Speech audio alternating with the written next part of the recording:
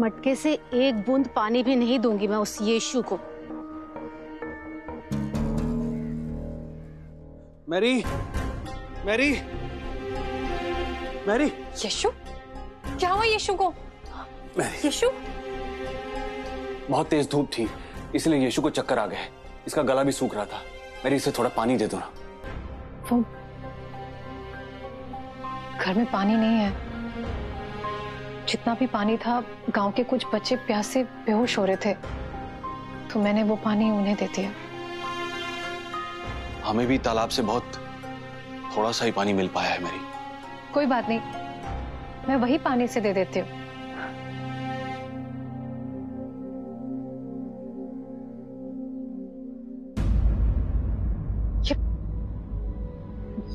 ये पानी तो पीने लायक ही नहीं है। हाँ मैरी, ये पीने लायक नहीं है। गांव के बाहर सारे तालाब, झील सब सूख गए हैं। गली में से जो मिल पाया है बस यही है।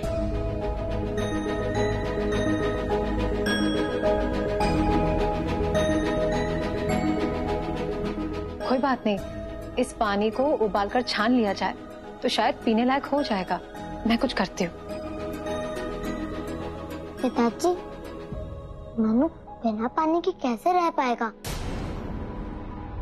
उसकी तो तबीयत भी ठीक नहीं है। तुम हमेशा अपनी तकलीफ भूलकर दूसरों के बारे में सोचते हो। डरती हूँ जब तुम मुझसे दूर चले जाओगे तो तुम्हारी तकलीफ के बारे में कौन सोचेगा? यीशु, ये पानी शुद्ध हो जाएगा तो तुम मन्नू को पानी पिला देना।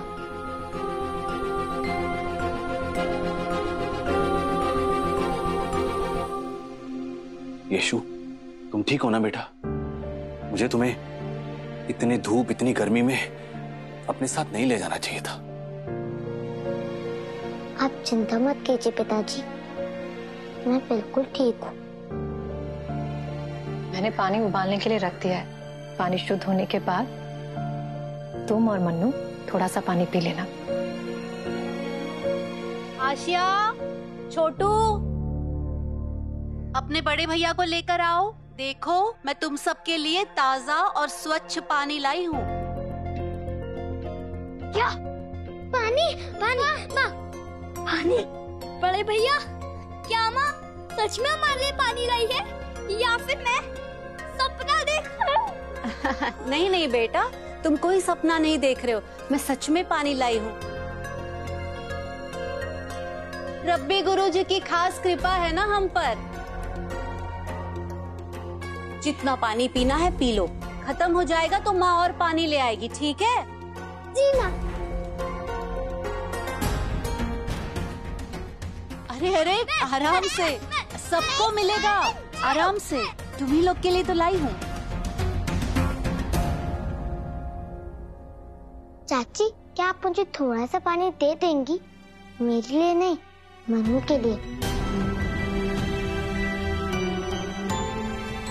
आप तो जानती है ना कि वो बीमार है और हमारे घर में जो पानी है वो भी पीने लायक नहीं रहा। कृपया करके थोड़ा सा पानी दे दीजिए।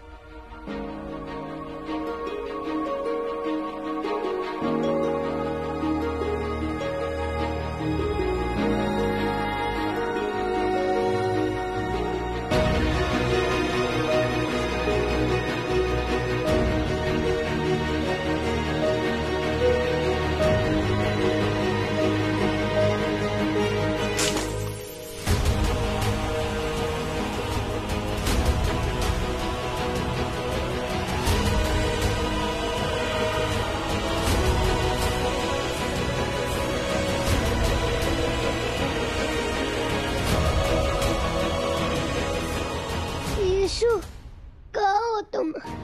कहाँ हो? इसकी हालत तो और खराब होती जा रही है। मन्नू, तुम्हें कुछ नहीं होगा। मैं ना यीशु को लेकर आता हूँ। बस अभी आया बेटा। यीशु, यीशु, यीशु, यीशु, कहाँ हो तुम? कोई पानी वानी नहीं मिलेगा। खुद के घर में अंधेरा है और चले हो दूसरों के घरों में दिया जलाने।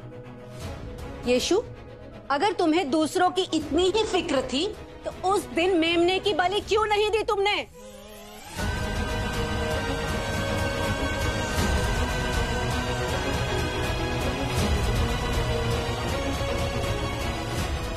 पर माँ, वो यीशु भैया। चुप रहो आशिया।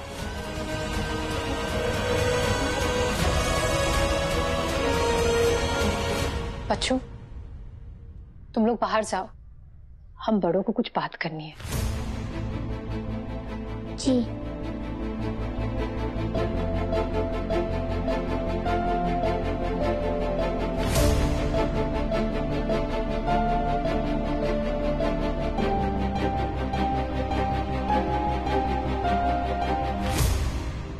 यीशु, हमारे घर पे पानी बिल्कुल खत्म हो गया।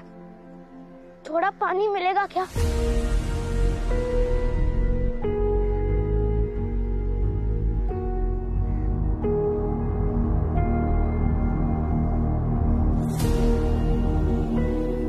माफ करना, मुझे लगा तुम्हारे पास पानी होगा, इसलिए। पानी तो है, लेकिन माँ किसी को देने के लिए तैयार ही नहीं है। यीशु भैया ने मन्नू के लिए थोड़ा सा मांगा तो माँ ने मना कर दिया। यीशु, मन्नू तुम्हें बहुत याद कर रहा है, जल्दी चलो।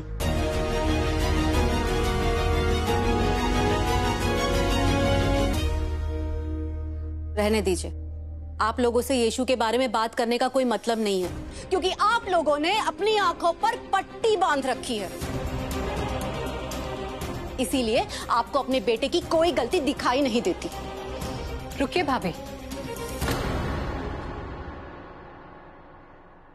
माफ कीजिए भाभी, लेकिन पट्टी हमारी आंखों पर नहीं, आपकी आंखों पर बंधी है।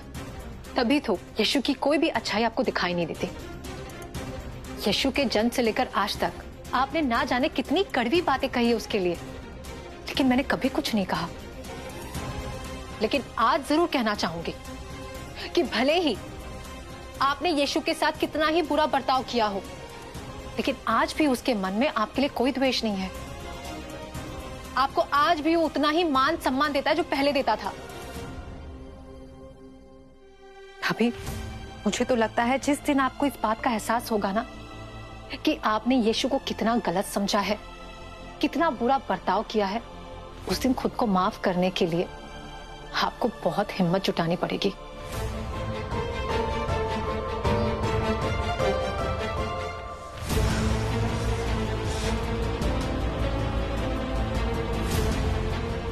ये सब कहने की क्या जरूरत थी?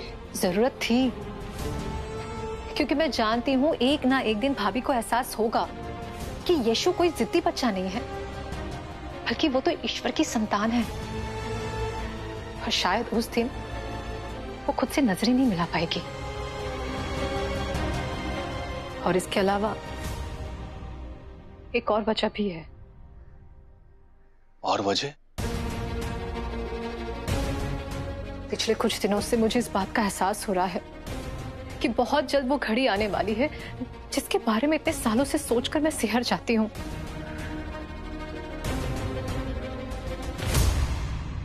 तुम किस घड़ी की बात कर रही हो मेरी?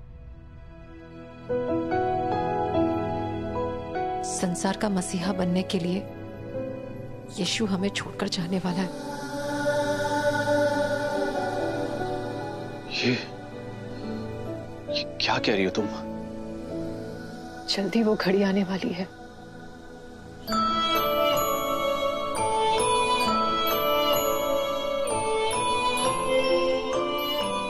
तुम चिंता मत करो मैरी।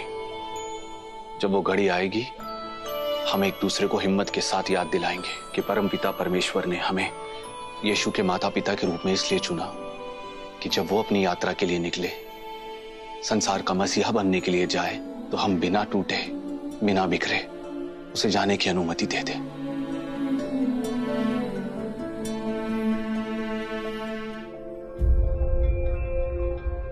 यीशु, कहाँ हो तुम? यीशु, कहाँ हो तुम? मैं तुम्हारे पास हूँ मन्नू।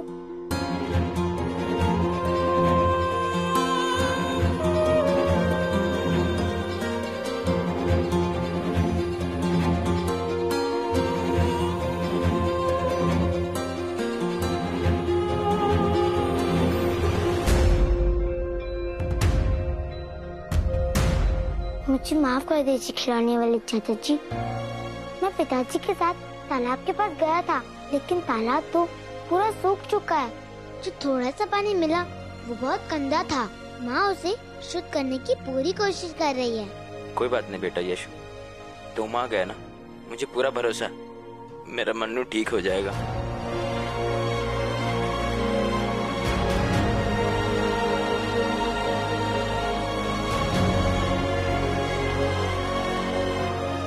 यशु, मैं देख के आता हूँ, पानी कहीं से मिल जाए तो।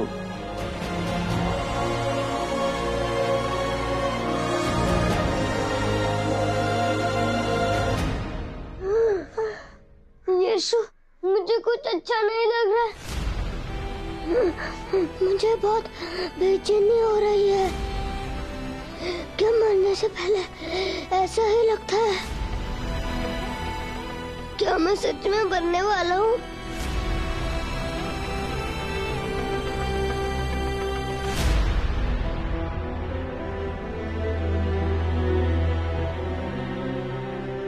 मन्नू, आज तक तुमने मुझे किसी के सामने किसी बात के लिए वादा करते हुए नहीं देखा ना। तो आज मैं तुमसे वादा करता हूँ कि तुम मरोगी नहीं, बल्कि बहुत जल्द ठीक हो जाओगे। चलो अब तो खुश हो जाओ।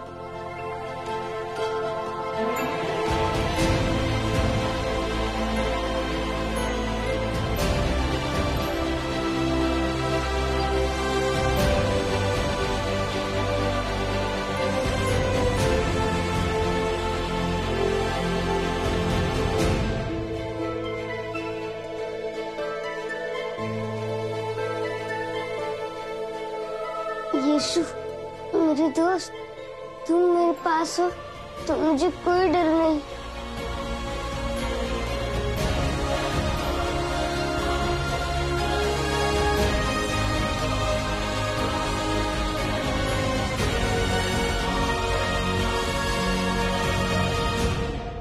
मैं आपके आगे हाथ जोड़ रहा हूँ, मुझे थोड़ा सा पानी दे दीजिए। मेरा बच्चा बहुत बीमार है, प्यास से उसका गला सूख रहा है, थोड़ा सा पानी दे दीजिए। तुम तो यीशु के पक्के भक्त हो ना, तो हमारे पास पानी मांगने क्यों आए हो? जाओ अपने यीशु के पास, पानी चाहिए।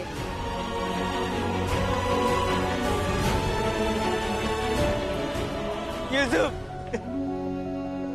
मेरे भाई, मेरे मन्नू के लिए थोड़ा सा पानी दे दो, बहुत प्यासा है वो। मुझे माफ करना भाई, लेकिन मैं तुम्हें पानी नहीं दे सकता।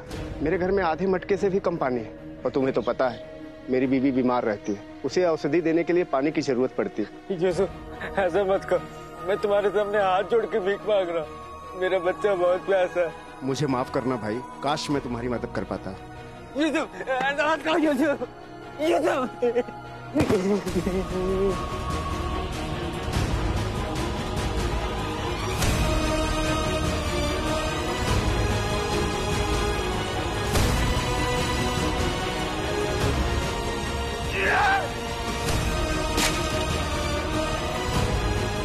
रब्बी गुरुजी को तुरंत सूचित करना होगा।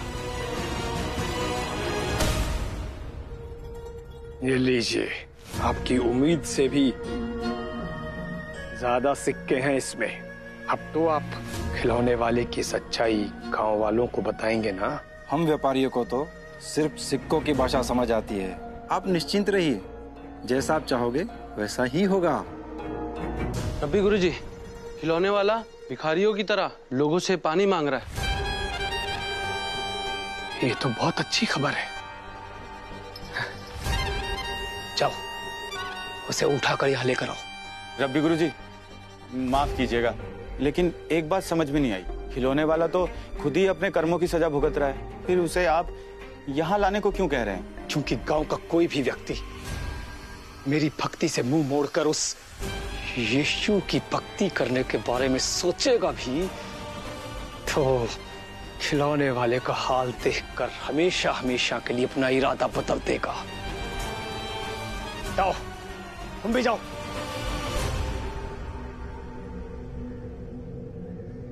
मेरे प्रभुत्व को ललकारने की सजा मिलेगी उस यीशु को, जरूर मिलेगी। आज के बाद वो नफरत और घृणा का पात्र बनकर रह जाएगा लोगों के लिए।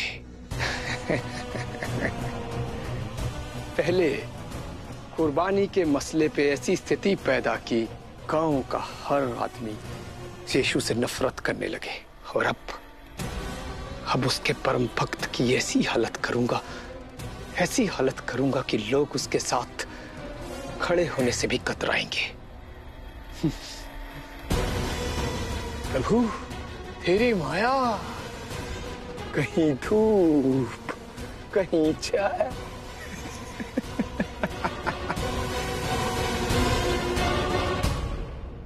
हे प्रभु, यीशु ने कहा था मेरा बच्चा ठीक हो जाएगा। आप तो यीशु की हर प्रार्थना सुनते हैं। मेरे बच्चे को बचा लीजिए, मैं जी नहीं पाऊंगा। रब्बी गुरुजी ने तुम्हें तुरंत बुलाया, तुम्हें अभी हमारे साथ चलना होगा। लेकिन मुझे क्यों? ये तो वही बताएंगे, तुम बस चलो हमारे साथ। मैं कहीं नहीं जाऊंगा, मेरा बच्चा बहुत बीमार है, मैं कहीं नहीं जा सकता, वो बहुत प्यासा है। ये ऐसे नहीं मानेगा, इसे घसीट के ले जाना होगा। पकड़ो से। नहीं, ऐसा मत करो।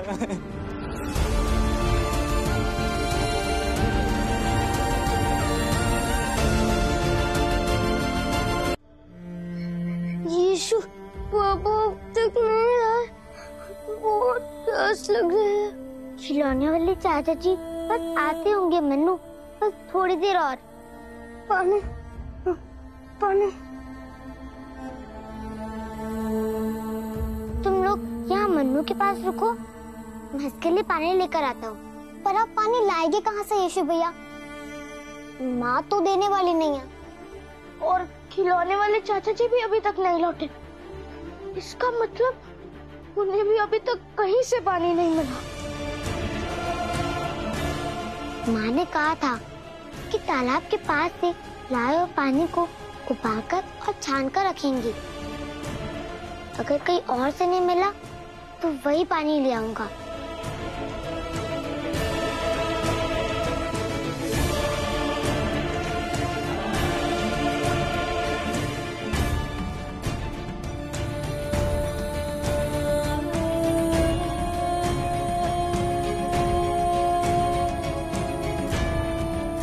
आप तालाब के पास से जो पानी लाए थे उसे उबालकर छान लिया मैंने। जितना शुद्ध कर सकती थी कर दिया है मैंने। अब बस इतना सा ही पानी बचा है हमारे पास, और कहीं और से पानी मिलने की आशा भी नहीं है। माँ, आपने जो पानी शुद्ध करके रखा है, क्या मैं वो मन्नू के लिए ले जा सकता हूँ? उसे बहुत प्यास लगी है। बिल्कुल ले जा सकते हो बेटा।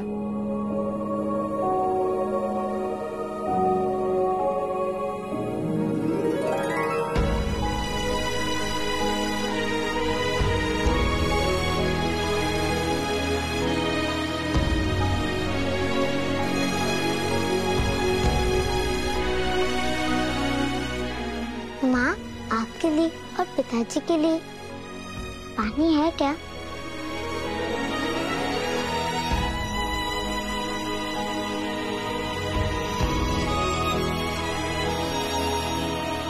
हाँ बेटा, हमारे लिए पानी का इंतजाम हो जाएगा। तुम जाकर मन्नू को ये पानी पिला दो, जाओ।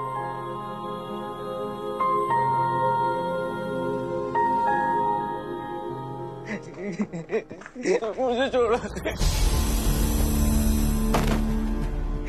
गुरुजी, मुझे जाने दीजिए, मेरा बच्चा बीमार है गुरुजी, मुझे उसके पास जाना है गुरुजी।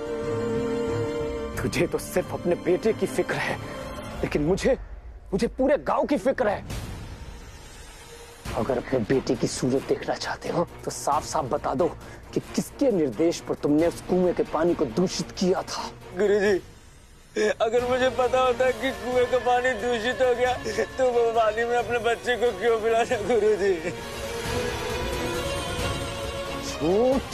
झूठ बोल रहे हो तुम। मेरे पास चश्मदीद गवाह है जिसने अपनी आंखों से तुम्हें उस कुएं में मरे हुए जानवर को डालते हुए देखा था।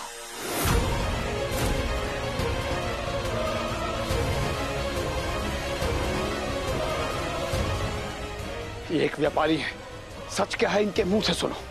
मैं आपके गांव के पास से गुजर रहा था, प्यास लगी तो उस कुएं से पानी पीकर अपने रास्ते जा रहा था। तभी मैंने इस आदमी को उस कुएं में कुछ डालकर भागते हुए देखा।